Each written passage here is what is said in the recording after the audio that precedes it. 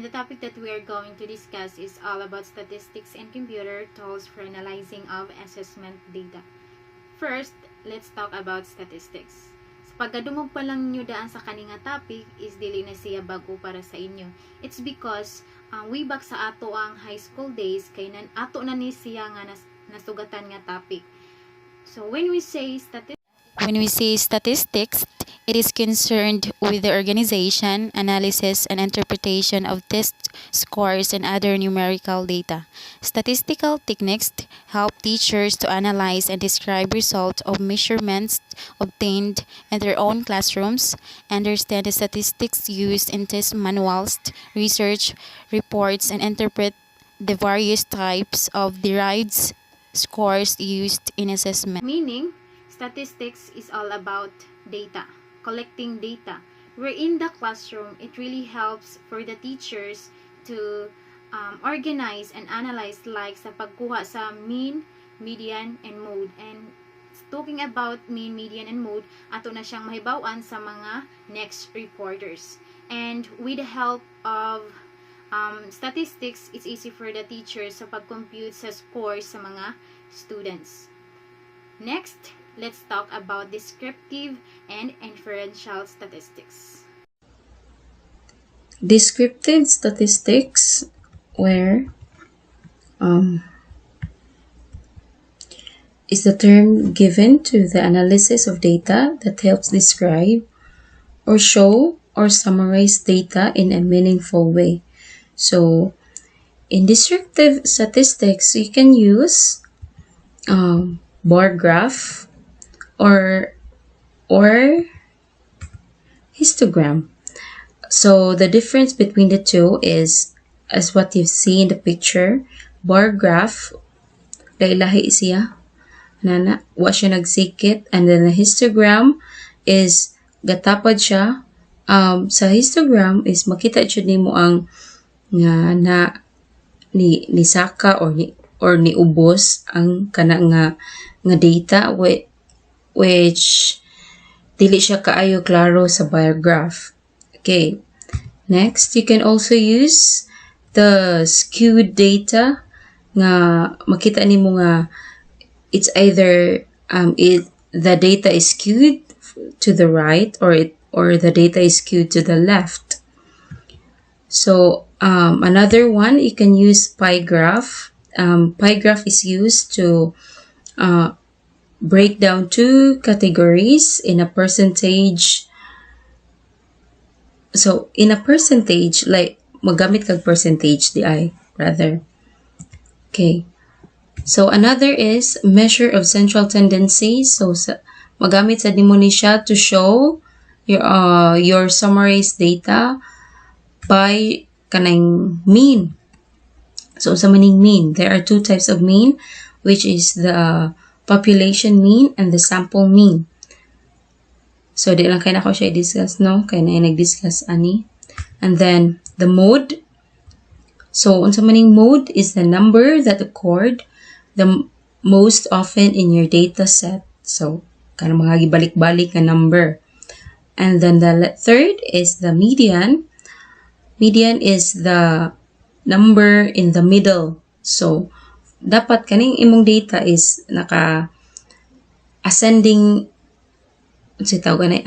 siya. So gikan sa pinakagamay hangtod sa pinakadako nga number, and then imong tan-awon, like for example aning first, ang una niya is number 6, and then ang kini ikaduha, duha man kabuk ang center niya, which is 4 and 5. So what are we gonna do is add the two numbers and then divide by 2. So na siya ang median. And then the last one is you can also use in summarizing your data by the terms of measure of variance tendency. So unsa man ni siya, variance tendency, it includes the range and then the variance, and then the last one is the standard deviation. So that's it. Diri ra kutob akong report kay nanay nag-discuss atong uban. Thank you. Next is inferential statistics.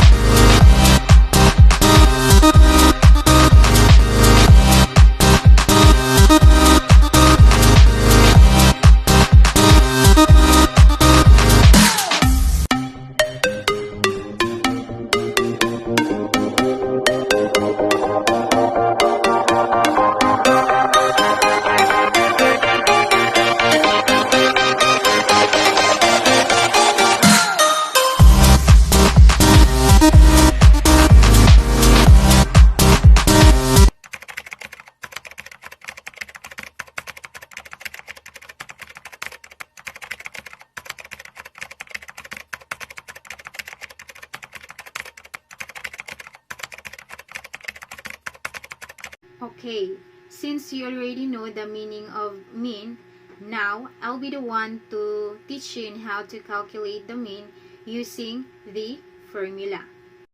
So here's the formula sa pag-solve sa mean. So x bar equals the sum of x over n, which is the number of value.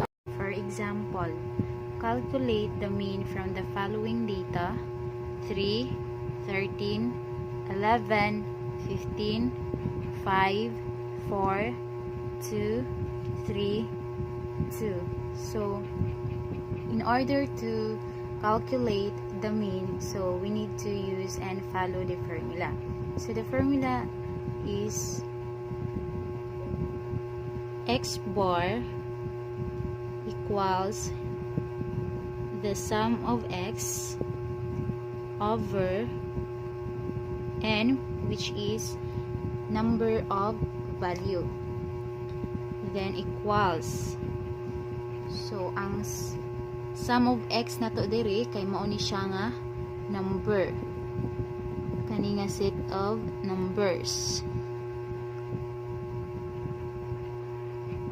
So we need to add all these numbers: 3 plus 13 plus 11 plus 15 plus 5 plus 4 plus 2 plus 3 plus 2 over, so over n. So ang number of value diri kay we need to count pila ni tanan nga number. So 1, 2, 3, 4, 5, 6, 7, 8, 9. So over 9 equals, so first ato sa ning i-add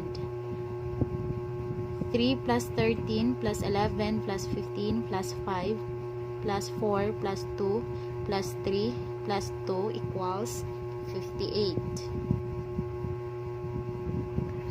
So over 9. Now 58 divided by 9 equals 6.44. So therefore ang mean na niya mao ni siya ang 6.44. Hi! Median is the middle number in a sorted list of numbers. Para ma-determine ang median value in a sequence of numbers, ang numbers must first be sorted or arranged in value order from lowest to highest or highest to lowest. So here we have to solve for the median. So ang median is we need to look for the middle. Okay, so I have here a number sequence 3, 13, 11, 15, 5, 4, 2, 3, 2. So the first step in looking for the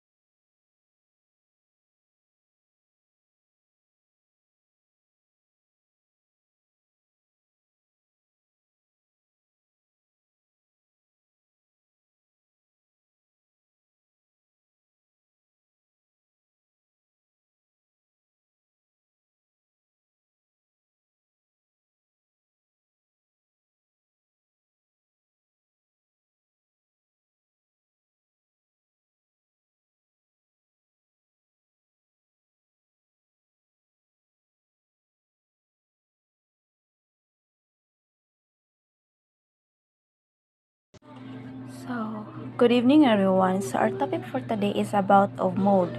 So, sa definition sa mode is it measures of a data set. So, a data set can have more than one mode as well as number of mode. So, like for example, kani siya nga number. So, kani siya is usa ni siya ka data set.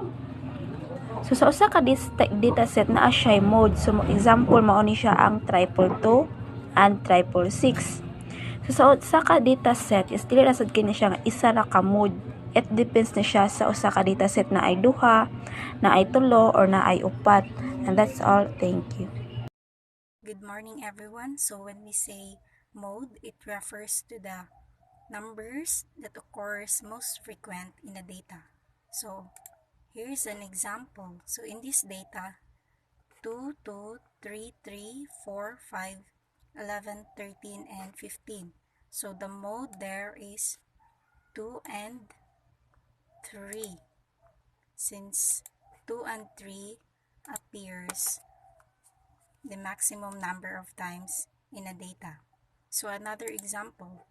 So in this data, 70, 76, 80, 85, 85, 85, 95, 96, 100, and 108. So for 70, it only appears once.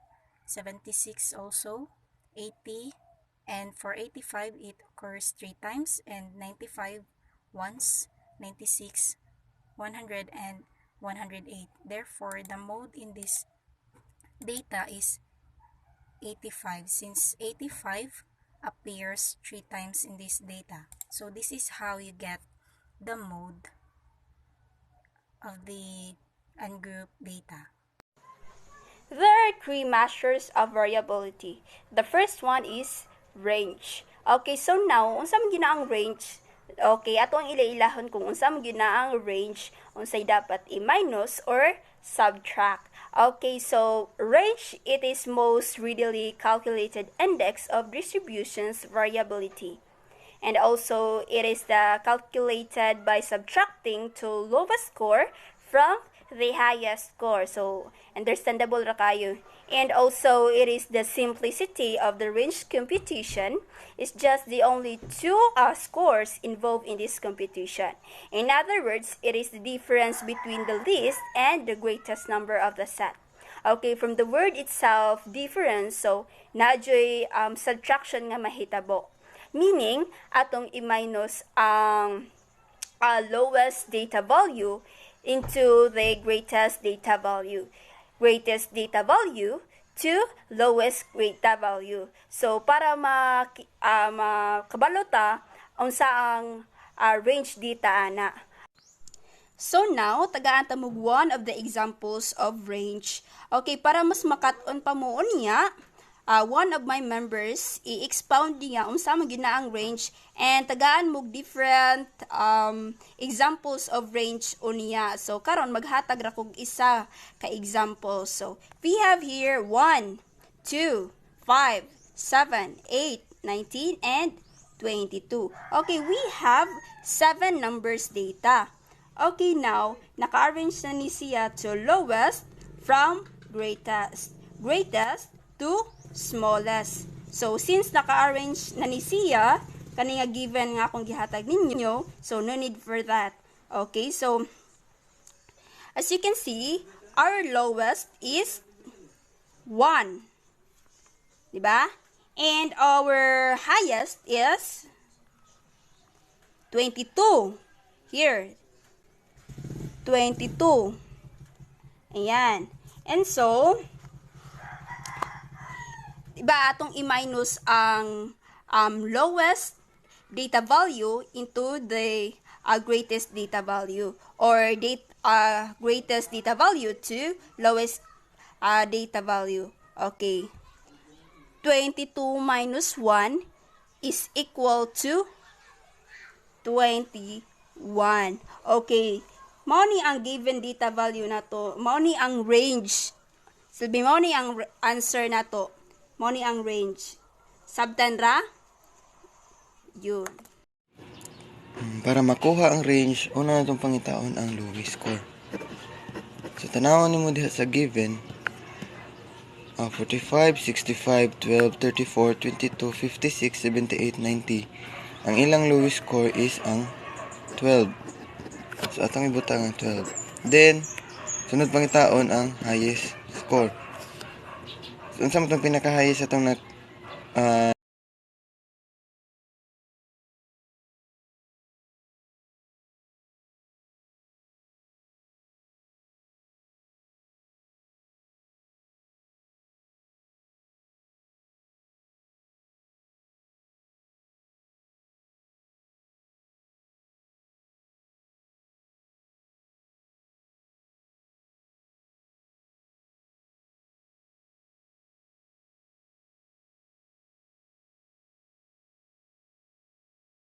Good morning everyone. So our topic is all about quartile division.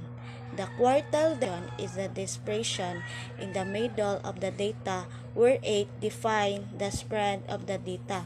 As we know that difference between the third quartiles and the first quartiles is called the interquartile range, and half of the interquartile range is called, which is also known as quartile division.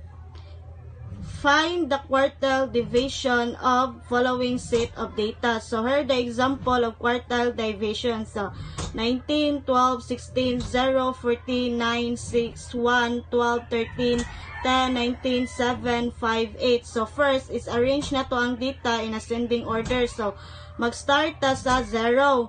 So 0, 1, 5, 6, 7, 8, 9, 10, 12, 12, 13, 14, 16, 19, 19. So this is the formula of finding the quartile. So since finding the quartile, so our I is 1. So ang N na to is 15 kay ang ato ang sample number is 15 kabuok. So plus 1 is over 4. So 1 times 15 is equals to 15 plus 1 is 16 over 4. So 16 divided by 4 is 4. So the answer is the quartile division is equals to 6. Hi there, so this is Marvy. My topic is all about standard deviation definition. So a standard deviation is a statistic that measures the dispersion of a data set relative to its mean. The standard deviation is calculated as the square root of variance by determining each data point's deviation relative to the mean. So on the other hand, in statistics, the standard deviation is a measure of the amount of variation or dispersion of a set of values. A low standard deviation indicates that the values tend to be close to the mean of the set, while a high standard deviation indicates that the values are spread out over a wider range. And then, how do we calculate the standard deviation? So to calculate the standard deviation of those numbers, so first is we want to work out the mean, the simple average of the numbers, and then for each number subtract the mean and square the result. Third is work out the mean of those square differences, and lastly take the square root of that, and we're done. So that would be all. Okay guys, so sa pagkuha na sa standard deviation using these given numbers, ang atong unang kuhaon na is atong kuhaon ang mean. So unsaon man pagkuha ang mean? Ato ni silang i-add tanan, divide sa n. So ato sang ipon para mahibawan na to ang n. So 2, 4, 6, 8. So 12 ni siya kabuok numbers. So ang pag-write ani is 5 plus 6 plus 8 plus 9 plus 9 plus 10 plus 10 plus 12 plus 12 13 14 15 over sa n, which is katong 12. Then after ana imong i-add tanan 5 plus 6 plus 9 na using your calculator or kibaw ka mata-mata. Ang result niya is 1, 2, 3. Then bring down 12 over 12. So ika-divide ni mo ani niya, ang answer is 10 over 25. So mo ni siya ang ato ang mean. So nakuha na nato ang mean. Buhat ta og table para sa ato ang given. So 5, 6, 8, 9. Diyan sa kutob. So mo ning x. Itong. Ano siyang x minus mean.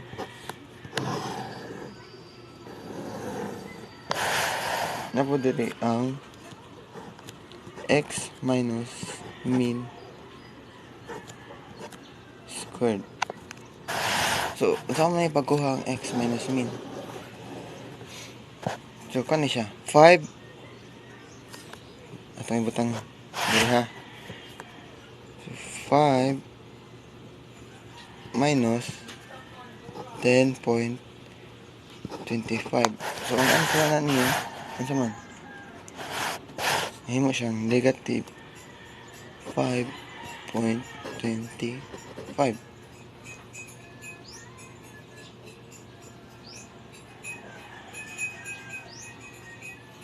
Din imo mo ni siyang padayunon hantod maabot ka sa number 15. So sa 6 sa 6 minus 10.25. So ang answer na niya is 4.25.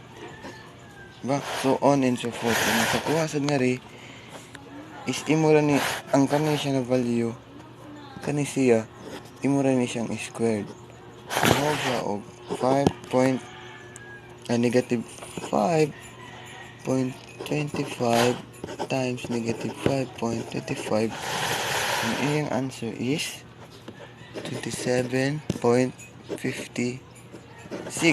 So on and so forth hantod makakuha mo sa table nga ang ani. Inyo ning i-add ang x minus mean squared tanan. Ang result ani is kaning 84.22. Now to solve the standard deviation, atong gamiton tong formula. Okay, balik ta sa paper.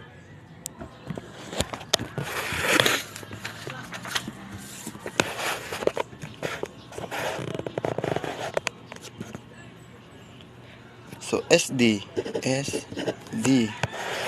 na siya. Formula niya katong x minus mean squared over n minus 1. Butangan ta nag value. So unsa man tong x minus n squared? Tong whole na ni siya ha katong 84.22 divided by apa ni siya ano siya 12 minus 1.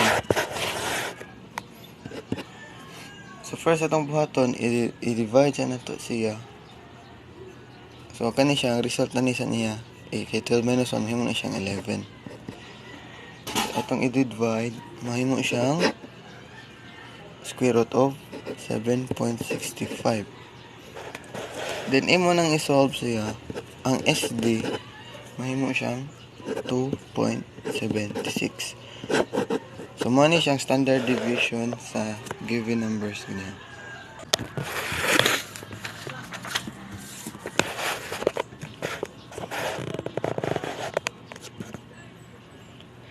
So SD na siya. Formula niya katong x minus mean squared over n minus 1. Butangan ta nag value. So unsa man tong x minus n squared? Tong whole na ni siya katong 84.22 divided by apa ni siya ano siya 12 minus 1. So first atong buhaton i-divide siya nato siya. So kani siya ang result na sa niya. Kay 12 minus 1 mahimo na siyang 11. Atong i-divide, mahimo siyang square root of 7.65. Then imo nang i-solve siya, ang SD mahimo siyang 2.76. So mo ni siyang standard deviation sa given numbers niya. So, I will be discussing the decile. So, I will use the given number in the exercises provided, which are the 45, 49, 42, 56, 41, 36, 34, 38, 41, 40, 42, 41, 39, 38, 40, 39, 36, and 41. But we need to arrange this from the least to greatest number. So we have here the lowest number is the 34, 2 for 36, and then 2 for 38, and then 2 for 39, 2 for 40, and then 4 for 41,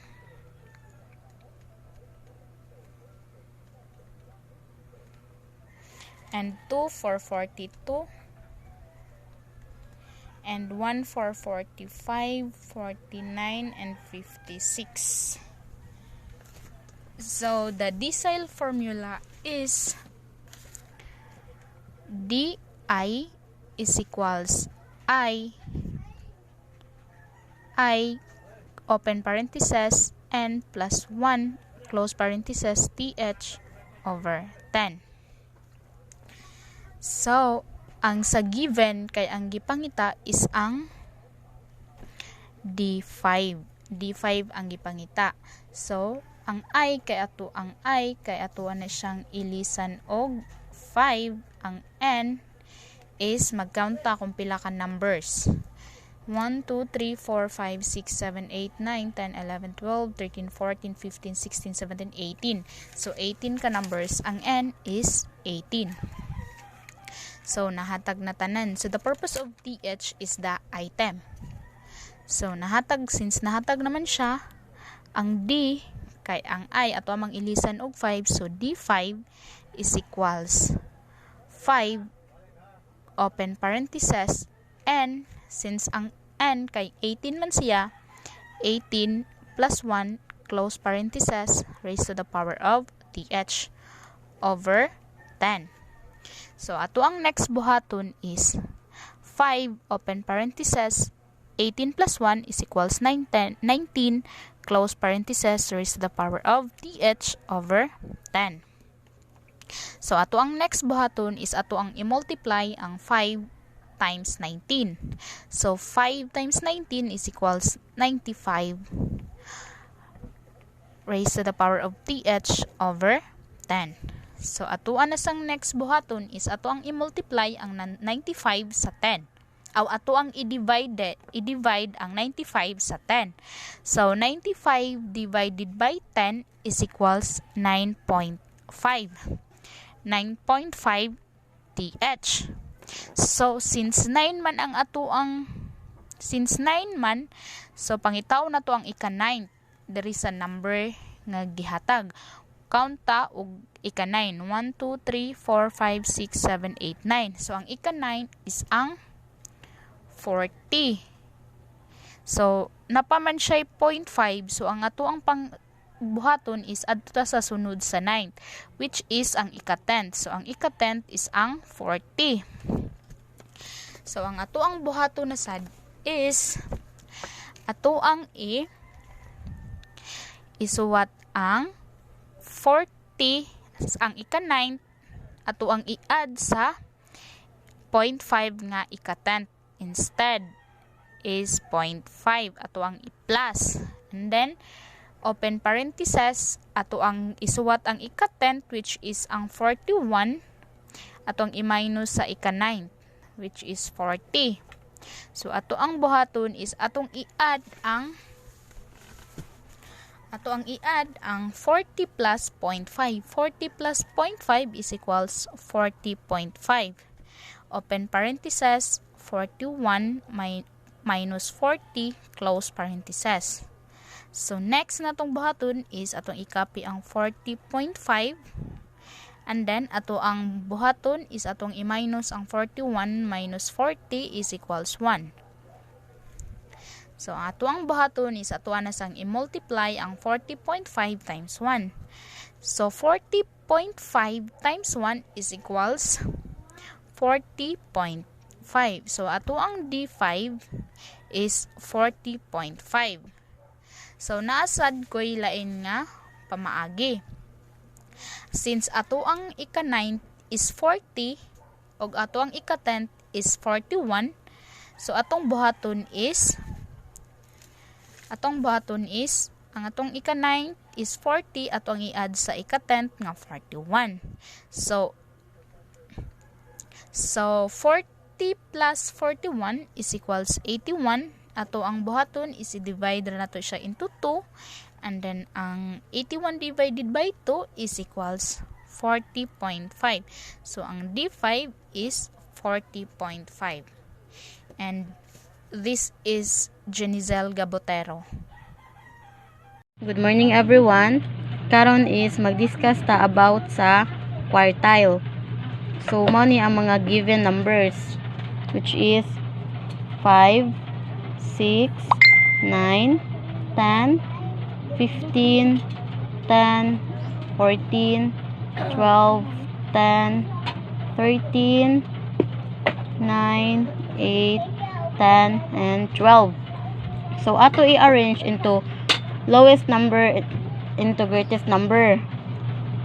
5, 6, 8, duha ka 9, ug upat ka 10, ug duha ka 12, ug duha ka 13, 14, ug 15. So the formula of quartile is Q1 is equals to 1 parenthesis n plus 1 close parenthesis raise the power of th over 4. So karon is atong kwaon ang quartile number 1. So 1 is equals to ato ihapon ang numbers 1, 2, 3, 4, 5, 6, 7, 8, 9, 10, 11, 12, 13, 14, 15. So ang n is equivalent to 15 plus 1 close parenthesis raise the power of th over 4. Then ato i-add ang 15 plus 1 is equals to 16 raise the power of th over 4. Then 16 divided by 4 is equals to 4. And then sa quartile number 3 is 3 over ang equivalent sa n is equals to 15 plus 1 close parenthesis raise the power of th over 4 is equals to 15 plus 1 is equals to 16 over 4. 16 divided by 4 is equals to 12. So first, let's discuss the percentile. Percentiles can be calculated using the formula n equals p over 100 times n, where p is percentile, n is number of values in a data set or sorted from smallest to largest, and n is the ordinal rank of a given value. Percentiles are frequently used to understand test scores and biometric measurements. So the example situation, Bailey has been playing golf on the weekends for the past 3 years, Recently, she started keeping track her recorded scores. Her scores for June and July at her favorite 9-hole golf course are provided below: 45, 49, 42, 56, 41, 36, 34, 38, 41, 40, 42, 41, 39, 38, 40, 39, 36, and 41. So now, let's proceed to percentile and how to solve percentile. So, percentile, the formula of percentile is P I equals to I open parentheses n plus 1 close parentheses raised to the power of th over 100. 9, 38, 40, 39, 36, and 41. So, first, let's arrange the scores from lowest to highest. So, first is usa ka 34, duha ka 36, duha ka 38, duha ka 39, duha ka 40, upat ka 41,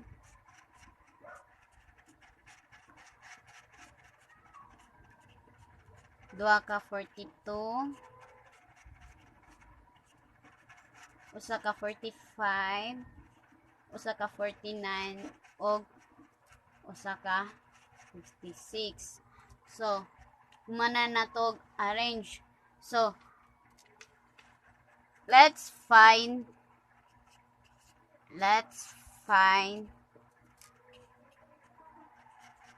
P75. So, the formula to get the percentile 75 is we use the PI equals to I open parentheses and plus 1 close parentheses raised to the power of th over 100. So, the given is I is 75. So, N is the total number of values, which is 18. So now let's substitute the given. P is 75 equals to I is 75 open parentheses, N is 18 plus 1 close parentheses, th is the item over 100. So, P75 equals to copy 75 open parentheses 18 plus 1 is 19 over 100. So, P75 equals to 75 times 19 is 1,425 over 100. So, P75 is 1,425 divided by 100 is 14.25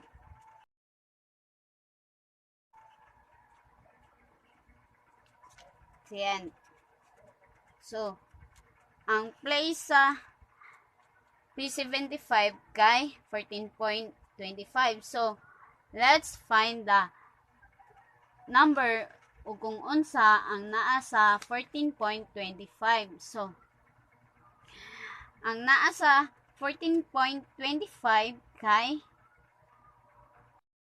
go back to the arrange to find the 14.25 place. So, let's count. So, 1, 2, 3, 4, 5, 6, 7, 8, 9, 10, 11, 12, 13, 14. So, the value of 14 is 42. So, 42. Ano siya ang value sa 14. So, napaman siya 0.25. So, let's consider also the next one. So, which 14 and 15. So, 15. So, now,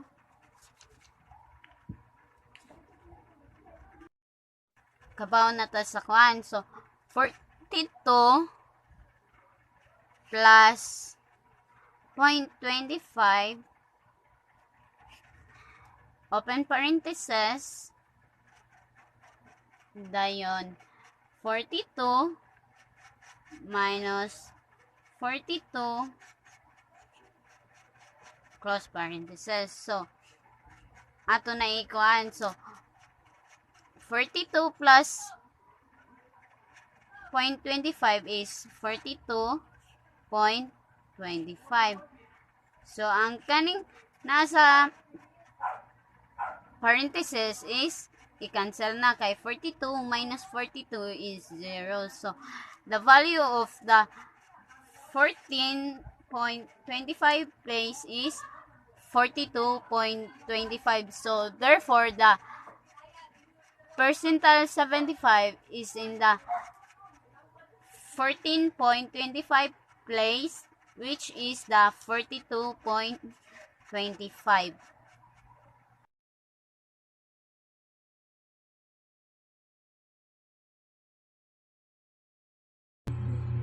What is z-score?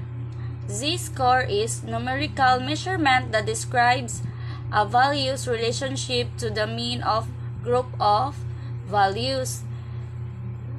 The z-score is the simplest of the standard score. It expresses test performance simple and directly as the number of the standard deviation unit. A row score is above or below the mean. A z-score is always negative when the row score is smaller than the mean. Thus, z-score is seldom used directly in the test norm but are transformed into a standard score system that uses only positive number. This is the formula of z-score. Hello, and welcome to My Secret Math Tutor. In this example, we want to take a look at a z-score. Now, what a z-score basically is it tells you how many standard deviations, either above or below the mean, a particular data value is. Okay? So the formula that you see for this involves a lot of different things, but it mainly involves the mu, which stands for our mean, and this lowercase sigma for our standard deviations. Now, sometimes the z-score may be positive. That tells you that our particular data value is above the mean. If it's negative, it means our data value is below the mean. Okay? So let's go ahead and grab some numbers and give this a try. So suppose I know that my mean is 24. And I know my standard deviations is 5.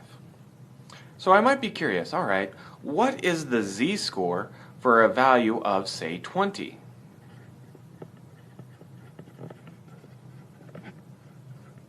Well, we can figure this out. We're going to plug in our data point for x, subtract our mean, and divide by the standard deviation. Alright, this will give us a -4 on top divided by 5. Now sometimes it's handy to express this as a decimal, so I'm going to write this as -0.8. So what the z-score is telling me is, since it's negative, our data point is below the mean. And sure enough, we can see that 20 is less than 24. Now notice how it's not quite -1. This means that it is not quite one standard deviation from the mean. And we can see that as well. One standard deviation would be 5 away at 19. So our z-score is just this -0.8. If you'd like to see some more videos, please visit mysecretmathtutor.com. Next is t-score. T-score is a type of normalized score nga nagbase sa mga unselected 12-year-old children. Ang t-score nag-refer ni siya sa mga any set of normally standard score nga naay mean nga 50 and ang standard deviation kay 10. Ang t-score kay imong makuha kung ang z-score imong i-multiply by 10 unya ang iyahang product imong adan og 50. And if ang original distribution sa row score ay normal, so ang formula kay sakto. The reason nganong ang t-score mas preferred to z-score for reporting test results tungod only positive integers ang ma-produce. Example, I have here a set of numbers 45, 45, 47, 49, 51, 52, and 54. Next is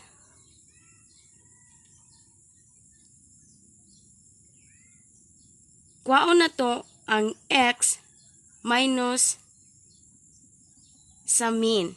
So first na itong buhaton, kuhaon sa nato ang mean para makakuha ta sa result ani. So first, dara. Para makuha na to ang mean, atong i-add ang kaning mga set of numbers and then i-divide nimo kung pila sila kabuok.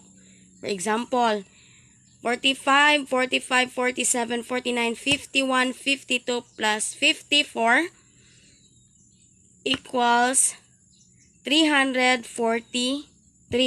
I-divide nimo 1, 2, 3, 4, 5, 6, 7. Kay 7 sila kabuok. So, i-divide nimo og 7. So, 343 divided by 7 equals 49. So, para makuha na to si x minus mean, ang atong mean kay si 49. So, 45 minus ang mean nga 49 equals -4. So, mauro sad gihapon ang buhaton nato sa ngari sa ubos. Next, x minus mean squared. So, kay nakuha naman to nato ganiha which is -4, ato siyang times sa iyang kaugalingon which is -4. So, -4 squared equals +16. So, nakuha na nato ang x minus mean squared. Sunod, ang atong kuhaon ang z. Kay dili man ta makakuha sa t-score kung dili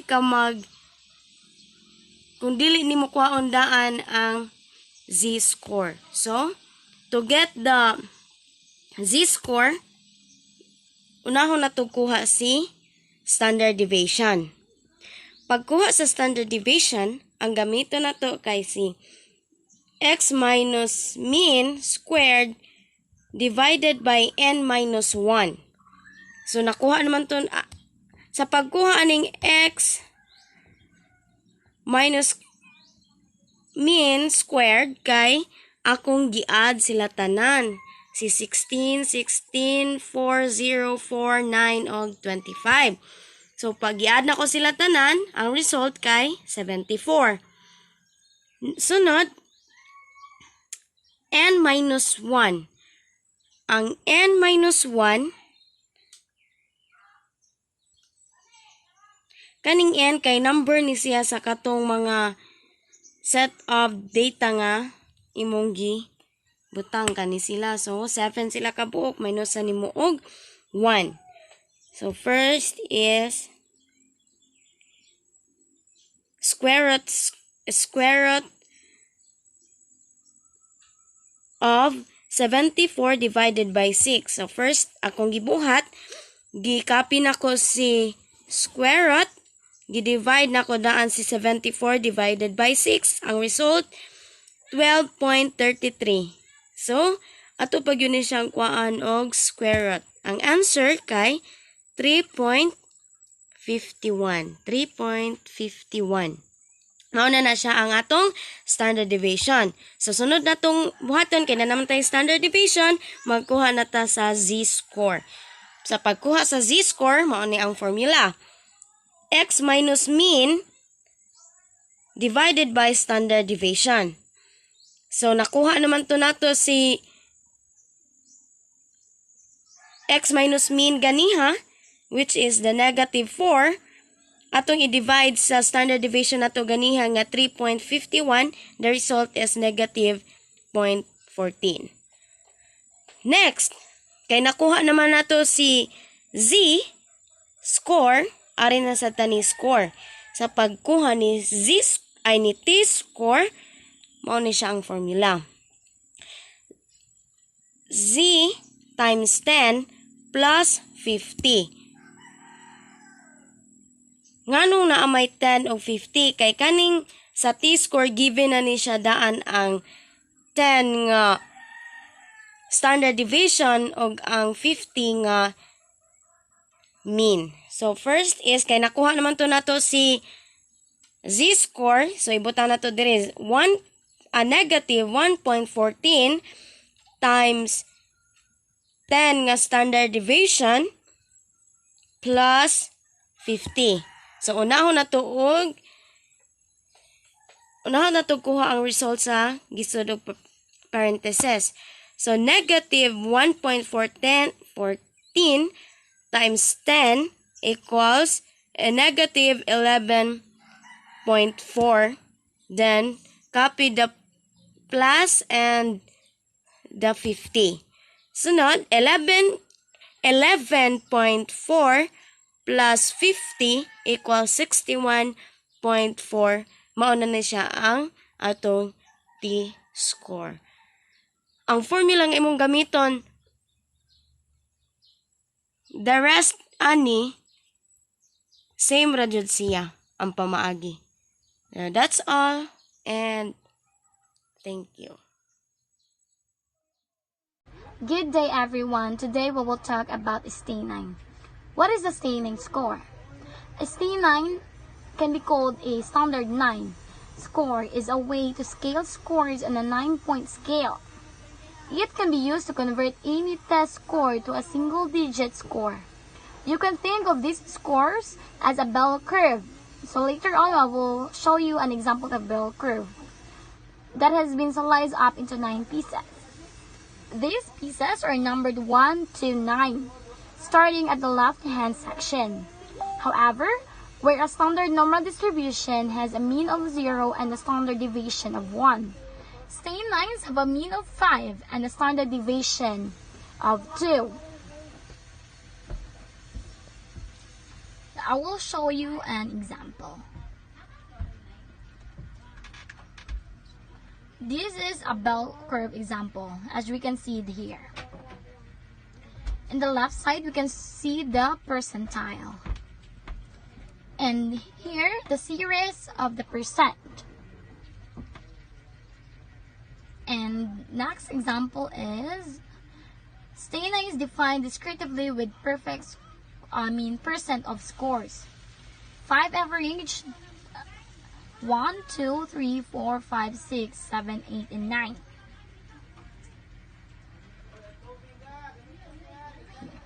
That's all. Thank you. The percentile rank. A percentile is a comparison score between a particular score and the scores of the rest of a group. Indicates students' relative position in a group in terms of percentage of students scoring lower. For example, performance sa ilang scoring through the group kanang performance based sa students bisag by group ang ilang performance. Kanang sa ilang grupo muhatag sila performance review. What I mean is each one of them should give each other rate. Next, one of the most widely used and easily understood methods of describing assessment performance. For example, hands-on activity. So magdemo kas front sa imong mga students ug ipakita nila og unsaon ni pagbuhat para naapod sila'y makatunan.